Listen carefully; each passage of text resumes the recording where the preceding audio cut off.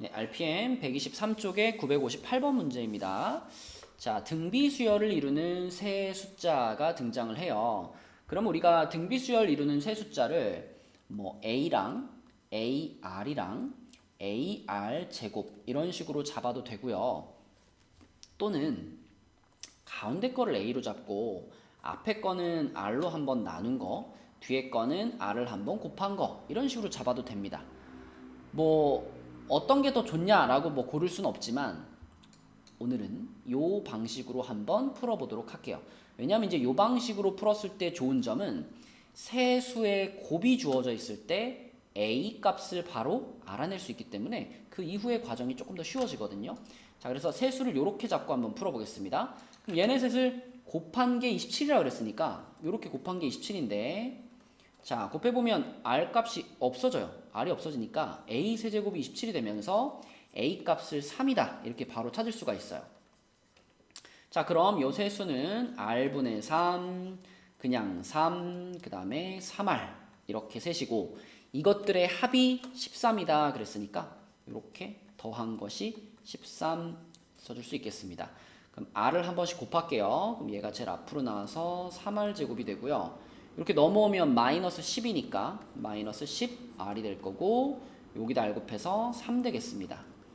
1, 3에 3일에 마마 R 값은 3 또는 3분의 1인데 뭐 어떤 거를 택해도 관계없어요. 어떤 거를 택해도 이 세 숫자는 동일하게 나올 거기 때문에 그래서 간단하게 R을 택해보면 요 첫 번째 항이 1이고요. 두 번째 항이 3이고요. 세 번째 항이 9 이렇게 되는 거니까 답은 4번이 되겠습니다. 네, 959번 문제입니다. 자, 이번에도 요 3차 방정식의 세 실근이 등비수열을 이룬다 라고 했으니까 방금 위의 문제에서 설명한 것처럼 세 그 실근을 요렇게 잡아 볼게요. 요거랑 요거랑 요거 이렇게 잡아 볼게요. 그럼 우리가 근과 계수의 관계에 의해서 식을 몇 개 쓸 수 있는데 일단 얘네 셋의 합은 요렇게 합은 K라고 쓸 수 있고요. 그 다음에 이제 둘씩 곱한 거 요렇게 곱하면은 R분의 A제곱이고요. 그 다음에 요렇게 곱하면은 그냥 A제곱이고요. 그 다음에 요렇게 곱하면은 A제곱 R이죠. 자, 이렇게 더한 것이 풀마니까 56이다 라고 쓸 수 있고 그 다음에 세 개 다 곱한 거 요 세 개 다 곱하면은 A세제곱이죠. A세제곱은 64 이렇게 쓸 수 있어요. 그러면 또 여기서 바로 A 값이 나와버리네요. A가 4라고 나와버리니까 A가 4라는 것을 바로 위에 줄에 있는 식에다가 적용을 시켜주면 자, 여기다가 A 자리에 4를 집어넣어서 써주면 R분의 16 플러스 16 플러스 16R은 56 이렇게 되겠고요. R을 한 번씩 곱해주면 16R제곱 마이너스 40R 플러스 16은 0이다. 8로 한번 나눠주면 2R제곱 마이너스 5R 플러스 2는 0이다. 1, 2에 2, 1에 마이너스 되겠습니다. 그럼 R값은 2 또는 2분의 1인데 뭐 어떤 거 골라도 상관없어요. 그럼 2를 골라볼게요. 2를 고르면 자, 요 세 숫자가 이제 다 나왔죠? 여기다 넣을까요? 요 세 숫자가 다 나왔어요.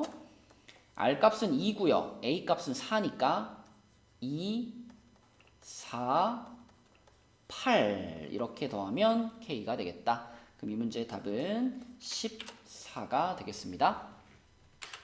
네, 960번 문제입니다.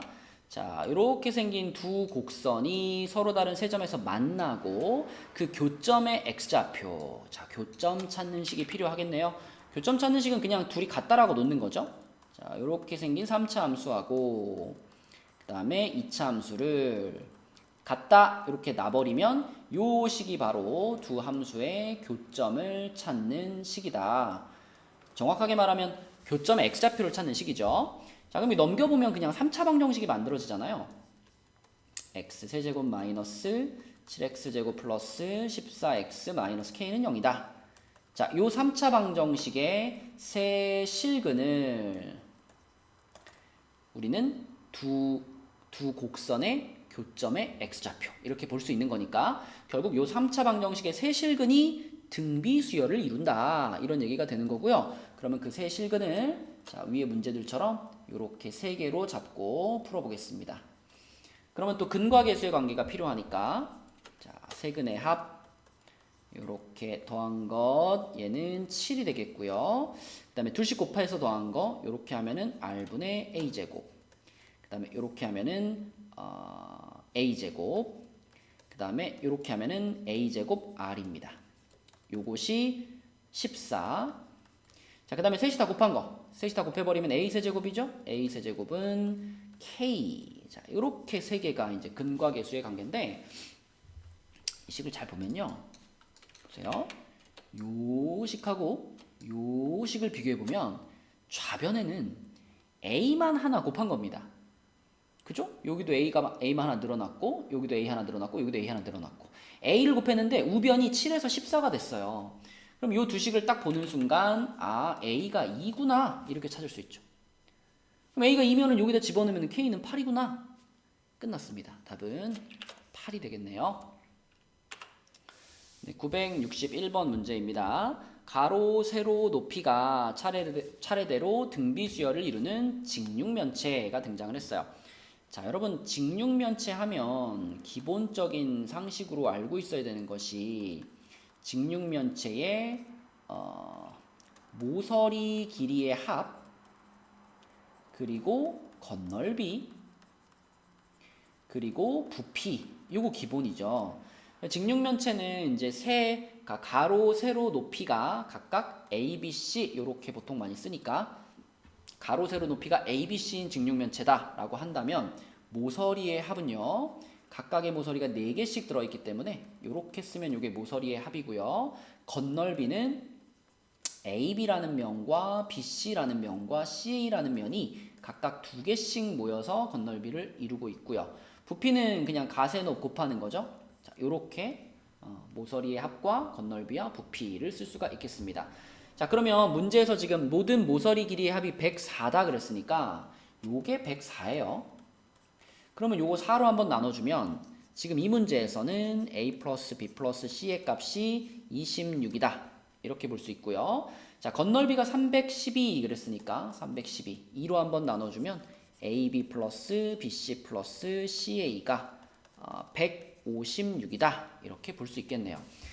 자, 근데 이제 요거는 무엇을 아직 반영하지 않은 거냐면 가로, 세로 길이의 높이가 등비수열을 이룬다라는 것을 아직 반영하지 않았죠. 그래서 요 식을 조금 바꿔보겠습니다. 문자가 좀 겹치긴 하는데 뭐 크게 중요하지 않으니까 그냥 우리는 이 가로, 세로, 높이 요 세 개를요. 요렇게 세 개를요. 등비수열 이루는 거니까 r분의 a, AR 이렇게 잡겠습니다. 뭐 여기 A랑 여기 A가 겹치긴 하지만 크게 뭐 헷갈리지 않죠? 그냥 얘네 셋이 요 ABC다 이렇게 봐주세요. 그럼 얘네 셋을 다 더했어요. 더하면은 R분의 A 더하기 AR 요게 26. 그 다음에 요거는 뭐냐면 둘씩 곱해서 더한 거니까 자, 이렇게 둘이 곱하면은 R분의 A제곱 그 다음에 이렇게 둘이 곱하면은 A제곱 이렇게 둘이 곱하면은 A제곱 R 그럼 이렇게 더했을 때 이게 156이다. 자, 그러면 방금 960번 문제와 동일하죠. 두 식을 딱 비교해 보니까 좌변은 A만 곱해졌습니다. 그런데 우변이 26에서 156이 됐으니까 이거 6이 곱해진 거거든요. 그쵸? 그래서 이 두 개를 비교해 보니까 A는 6이네. 그쵸? A는 6이네 찾을 수 있고요. A가 6이라는 것을 이제 요 식에 집어 넣을게요. 그러면 얘가 어떻게 되냐면 R분의 6 플러스 6 플러스 6R 요게 26이죠. 자, 그럼 R 한 번씩 곱하면 6R 제곱에 이거 넘어와서 마이너스 20R 플러스 6은 0이고요. 2로 한번 약분할까요? 그럼 3R 제곱 마이너스 10R 플러스 3은 0이죠. 그럼 1, 3에 3일에 마마니까 자, R 값은 3 또는 3분의 1이 되겠습니다. 뭐 어떤 거 골라도 상관없다 그랬죠? 그럼 R 값을 3이다 라고 고르면 불필요한 계산을 했네요. 어차피 우리는 부피를 원하는 거니까 이 부피는 요 세 개를 곱한 거죠. 이래서 미리 써놓고 해야 되는데 그죠? 부피는 얘네 셋을 곱한 거기 때문에 어차피 R은 지워지고 A의 세제곱이 부피입니다. 그럼 A가 6이라고 나오는 순간에 그냥 바로 갖다 집어넣으면 부피는 216이구나 라고 찾을 수가 있겠네요. 네, 962번 문제입니다. 공비가 실수이고 제3항이 32. 그럼 등비수열이니까 3항이면은 이렇게 쓸 수 있죠. 요게 32. 그 다음에 6항이 4라 그랬으니까 A 곱하기 R의 5제곱 요게 4가 되겠네요. 그러면 요 놈에서 요 놈을 나눌게요. 요쪽 방향으로 나누겠습니다. 그럼 R의 세제곱이 8분의 1이 돼가지고 R 값은 2분의 1이다. 이렇게 찾을 수가 있겠고요. 그럼 얘를 이제 여기다가 집어넣어 보면은 A 곱하기 4분의 1 그게 32가 되는 거니까 A는 128이 되겠네요. 자, 그런데 그러한 등비수열의 첫 번째 항부터 n항까지의 합을 SN이라고 했고 S10이 궁금해요. 자, 그럼 등비수열의 합공식 나오면 되겠죠? 1-R분의 첫항 괄호 1-R의 n제곱 요렇게.